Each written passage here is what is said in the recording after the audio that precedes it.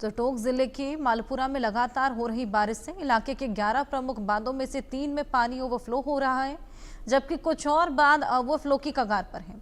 2 बांध अब भी खाली हैं, लेकिन तेज बारिश के कारण जल्द भरने की उम्मीद जताई जा रही है। जलस्तर में तेजी से बढ़ोतरी ने किसानों में खरीफ फसल को लेकर नई उम्मीद जगा दी है।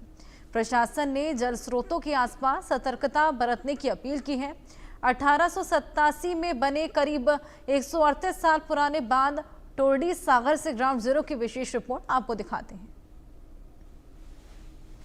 नमस्कार, आप देख रहे हैं इंडिया न्यूज़। मैं हूं देवी शंकर सोनी।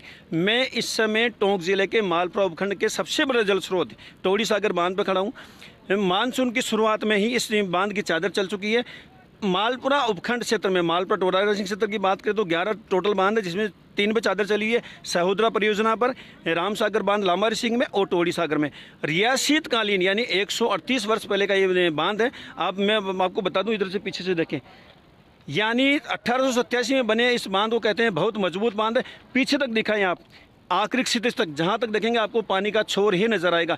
मानसून के शुरुआत में ही इसकी चादर चल चुकी है और अभी वर्तमान में 10 इंच पर चादर चल रही है।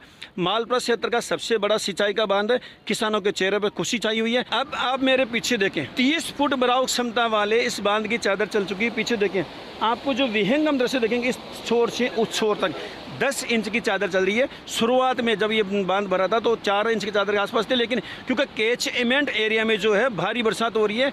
हालांकि मालपुरा में आज बारिश नहीं हुई है, लेकिन इसका जो कैचमेंट एरिया, सहोदरा का जो कैचमेंट एरिया वो काफ़ी लंबा चौड़ा है, उसमें भारी बरसात की वजह से लगातार चादर चल रही है। पीछे तो देखो, ये जो एरिया जा रहा है जहाँ से चादर चलती है, डाउन स्ट्रीम एरिया कहलाता है। यानी इसके आगे इस टोरडी सागर बांध से करीब 70 से 80 गाँवों को सिंचाई का पानी जाता है। प्रशासन ने डाउन स्ट्रीम के जितने भी गांव हैं वहां के लोगों से अपील की है कि आप जो जल भराव का क्षेत्र है, जो कैचमेंट एरिया है, उसके नज़दीक न जाएं, पानी में सेल्फी न ला, फिर और मच्छर से आकेट नहीं करें, क्योंकि किसी प्रकार का हादसा हो सकता है।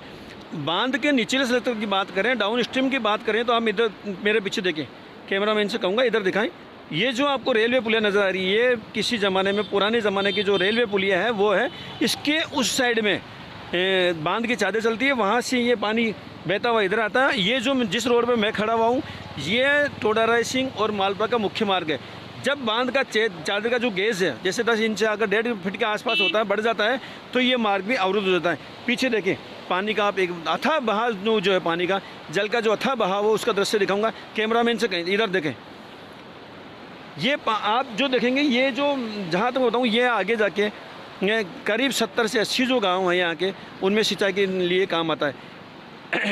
गेज की जहाँ तक बात करें, अभी जो वर्तमान में गेज चल रहा है वो लगभग 10 इंच के आसपास चल रहा है। यदि ये गेज बढ़ता है, यानी ये गेज चादर का जो गेज है 1 से 1.5 फीट हो जाता है, तो ये जिस रोड पर मैं खड़ा हूँ, ये मार्ग अवरुद्ध हो जाता है और पानी ऊपर से बहता। आपको बता दें, गत वर्ष 2024 में जब चादर चली थी, तो ये वही जगह है जहाँ एक रोडवेज बह गई थी और उसमें उसका बस चालक भी बह गया था। हालांकि SDRF के जवानों ने खूब प्रयास किए थे, लेकिन उसको बचा नहीं पाए थे।